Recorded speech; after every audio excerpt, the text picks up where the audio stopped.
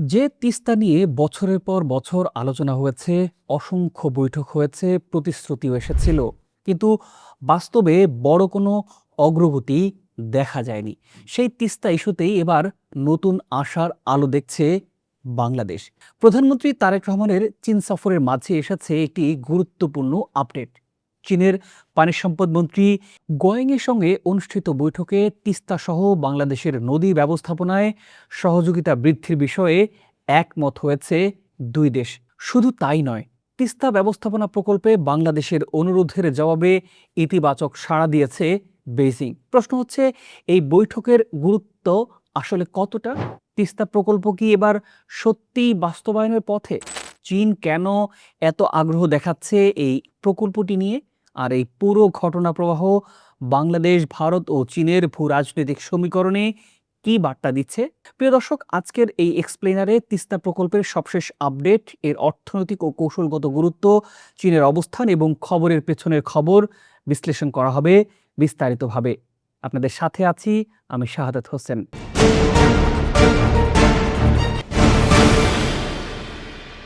প্রিয় দর্শক, শুরুতে আমরা জানবো চীনে সবশেষ কি ঘটেছে।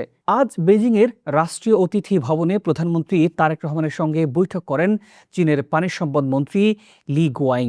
বৈঠকে বাংলাদেশের নদী ব্যবস্থাপনা, বন্যা নিয়ন্ত্রণ, পরিবেশ সুরক্ষা, নদী খনন, নদী ভাঙন রোধ, সেচ ব্যবস্থা উন্নয়ন এবং নৌ নেভিগেশন নিয়ে বিস্তারিত আলোচনা হয়েছে প্রধানমন্ত্রী তারেক রহমানের সাথে। সবচাইতে গুরুত্বপূর্ণ বিষয় হলো, প্রধানমন্ত্রী সরাসরি তিস্তা ব্যবস্থাপনা প্রকল্পে চীনের কারিগরি সহযোগিতা কামনা করেছেন। এর জবাবে চীনের মন্ত্রী বাংলাদেশকে সর্বাত্মক সহযোগিতার আশ্বাসও দিয়েছেন। সাধারণভাবে দেখলে এটি একটি কূটনৈতিক বৈঠকের স্বাভাবিক বক্তব্য মনে হতে পারে, কিন্তু বাস্তবে এর গুরুত্ব আসলে অনেক বেশি। কারণ তিস্তা শুধুমাত্র একটি নদীর নামই নয়, তিস্তা বাংলাদেশের উত্তরাঞ্চলের লাখো মানুষের জীবন, কৃষি, সেচ ব্যবস্থা এবং অর্থনীতির সঙ্গে সরাসরি জড়িত একটি বিষয়। রংপুর বিভাগের বিস্তীর্ণ এলাকার কৃষকরা বছরের পর বছর ধরে শুষ্ক মৌসুমে তিস্তার পানি সংকটে ভুগছেন।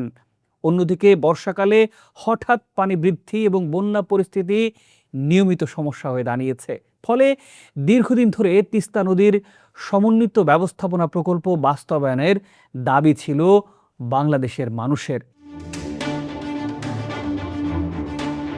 কিন্তু সমস্যা হলো, তিস্তা একটি আন্তঃসীমান্ত নদী, ভারত থেকে প্রবাহিত হয়ে বাংলাদেশে প্রবেশ করেছে এটি। ফলে এই নদীর পানি বন্টন ও ব্যবস্থাপনা নিয়ে বহু বছর ধরে ঢাকা ও দিল্লির মধ্যে আলোচনা চললেও কাঙ্ক্ষিত অগ্রগতি আসেনি।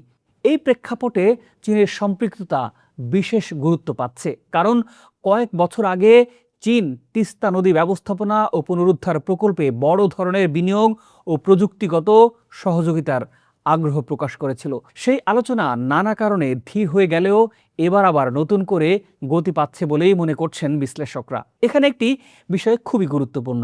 এই সফরে শুধু তিস্তাই নয়, বাংলাদেশ ও চীনের সম্পর্কের আরও বিস্তৃত চিত্র সামনে আসছে। এরই মধ্যে মংলা বন্দরের উন্নয়ন, বিশেষ অর্থনৈতিক অঞ্চল, শিল্প পার্ক, বিনিয়োগ এবং সম্ভাব্য প্রতিরক্ষা সহযোগিতা নিয়ে আলোচনা চলছে চীনের সাথে। অর্থাৎ তিস্তা প্রকল্পকে বিচ্ছিন্নভাবে দেখার কোনো সুযোগ নেই। এটি বাংলাদেশ ও চীনের ক্রমবর্ধমান কৌশলগত সম্পর্কের অংশ হিসেবেই দেখা হচ্ছে। চীনের পানি সম্পদ মন্ত্রী বৈঠকে আরও একটি গুরুত্বপূর্ণ কথা বলেছেন। তিনি বলেছেন, পানি ব্যবস্থাপনায় বাংলাদেশ চীনের অভিজ্ঞতা কাজে লাগাতে পারে। সেই সঙ্গে বাংলাদেশের পানি বিশেষজ্ঞ ও কর্মকর্তাদের চীনে প্রশিক্ষণের আমন্ত্রণও জানিয়েছেন। কেন এই বক্তব্য আসলে গুরুত্বপূর্ণ? কারণ বর্তমানে বিশ্বের সবচেয়ে বড় বাঁধ, জলাধার, বন্যা নিয়ন্ত্রণ ব্যবস্থা এবং নদী ব্যবস্থাপনা প্রকল্পগুলোর অনেকগুলো চীনের হাতে নির্মিত। ইয়াংজি ও হলুদ নদীর মতো বিশাল নদী ব্যবস্থাপনা নিয়ে তাদের দীর্ঘ অভিজ্ঞতাও আছে। বাংলাদেশের মতো নদীমাতৃক দেশের জন্য এই প্রযুক্তিগত অভিজ্ঞতা গুরুত্বপূর্ণ হতে পারে। আরও একটি বিষয় এখানে লক্ষণীয়, চীনের মন্ত্রী 2005 সালের সমঝোতা স্মারক এবং গেল বছর চীনা পানি বিশেষজ্ঞদের বাংলাদেশ সফরের কথা বিশেষভাবে উল্লেখ করেছেন। এর অর্থ হলো, বেইজিং এই সহযোগিতাকে নতুন কোনো উদ্যোগ হিসেবেই নয়, বরং দীর্ঘমেয়াদী অংশীদারিত্বের ধারাবাহিক ধারাবাহিকতা হিসেবেই দেখছে। এখন প্রশ্ন হলো, ভারতের প্রতিক্রিয়া এই বিষয়টি নিয়ে কি হতে পারে? যদিও এই বৈঠকে সরাসরি ভারতের প্রসঙ্গ আসেনি, তবে তিস্তা প্রকল্পের যে কোনো বড় অগ্রগতি স্বাভাবিকভাবেই দিল্লির নজরে থাকবে। কারণ তিস্তা একটি আন্তঃসীমান্ত নদী এবং এই নদীকে ঘিরে আঞ্চলিক কূটনীতির একটি বড় মাত্রাও রয়েছে। কারণ গেল ১.৫ দশকে ভারত এই প্রকল্পটি ঝুলিয়ে রেখেছিল। তারা আগ্রহ জানিয়েছিল এই তিস্তা প্রকল্প ব্যবস্থাপনায় তারা কাজ করতে আগ্রহী, কিন্তু দিনের পর দিন গেছে, বছরের পর বছর গেছে, এই কাজের কাজ কিছু হয়নি। চীনকেও তারা করতে দেয়নি, তারা নিজেরাও করেনি। এরপর অন্তর্বর্তী সরকার ক্ষমতায় আসার পর দারুণ অগ্রগতি হয় তিস্তা মহাপ্রকল্পের। নতুন সরকার আসার পর তারেক রহমানের নেতৃত্বে এখন এটি এগিয়ে যাচ্ছে। বাংলাদেশের সঙ্গে চীনের নদী ব্যবস্থাপনা সহযোগিতা শুধু একটি উন্নয়ন প্রকল্পই নয়, এখন বরং একটি ভূ রাজনৈতিক ঘটনাও ঘটতে যাচ্ছে। তবে বর্তমান সরকার বারবার বলছে তারা কোনো একটি শক্তির দিকে ঝুঁকে পড়ার পরিবর্তে ভারসাম্যপূর্ণ পররাষ্ট্রনীতি অনুসরণই করছে। একদিকে চীনের সঙ্গে অর্থনৈতিক ও অবকাঠামোগত সহযোগিতা বাড়ানো হচ্ছে, অন্যদিকে যুক্তরাষ্ট্র, রাশিয়া এবং ভারতের সঙ্গেও সম্পর্ক উন্নয়নের চেষ্টা চলছে। সুতরাং তিস্তা প্রকল্পের এই নতুন অগ্রগতিকে শুধু চীন বনাম ভারত প্রতিযোগিতার দৃষ্টিকোণ থেকে দেখলে পুরো চিত্রটি বোঝা যাবে না। সবশেষ বলা যায়, তারেক রহমান ও চীনের পানি সম্পদ মন্ত্রীর এই বৈঠক তিস্তা প্রকল্পের জন্য একটি গুরুত্বপূর্ণ ইতিবাচক সংকেত। প্রিয় দর্শক, এখনও কোনো চূড়ান্ত চুক্তি স্বাক্ষরিত হওয়ার খবর পাওয়া যায়নি, কিন্তু দীর্ঘদিনের স্থবিরতার পর প্রথমবারের মতো এই প্রকল্পটি আবারও আলোচনার কেন্দ্রবিন্দুতে ফিরে এসেছে। বাংলাদেশের উত্তরাঞ্চলের লাখো মানুষ, কৃষক সমাজ এবং তিস্তা অববাহিকার বাসিন্দাদের জন্য এটি নিঃসন্দেহে আশার খবর। এখন দেখার বিষয় এই কূটনৈতিক অগ্রগতি কত দ্রুত বাস্তব প্রকল্পে রূপ নেয় এবং বহুল প্রতীক্ষিত তিস্তা ব্যবস্থাপনা পরিকল্পনা শেষ পর্যন্ত বাস্তবায়নের পথে এগোতে পারে কিনা।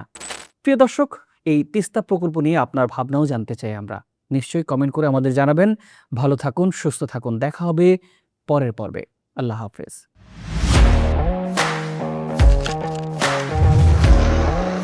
প্রফেশনাল স্টুডিও খুঁজছেন? ঢাকার প্রাইম লোকেশন নয়াপল্টনে দেশ সমাচার স্টুডিও আপনার কন্টেন্ট প্রোডাকশনের নির্ভরযোগ্য ঠিকানা। এখানে পাবেন 4K ক্যামেরায় মাল্টি অ্যাঙ্গেল রেকর্ডিং, আছে গ্রিন ও ব্ল্যাক স্ক্রিন সেটআপ, উন্নত মানের মাইক্রোফোন ও sound proof voice over booth. আপনার পছন্দ মতো স্টুডিও ডিজাইন করার সুযোগও থাকছে। Hazrat Shahjalal news content, talk show, interview বা পডকাস্ট যা কিছুই করেন, এখানে পাবেন প্রফেশনাল সেটআপ আর ফুল এডিটিং সাপোর্ট। আপনার চাহিদা অনুযায়ী বুক করতে পারেন আজই। কল কিংবা হোয়াটসঅ্যাপ করুন এই নাম্বারে 01-720-210657। ভিজিট করুন আমাদের ওয়েবসাইট ও ফেসবুক পেজ।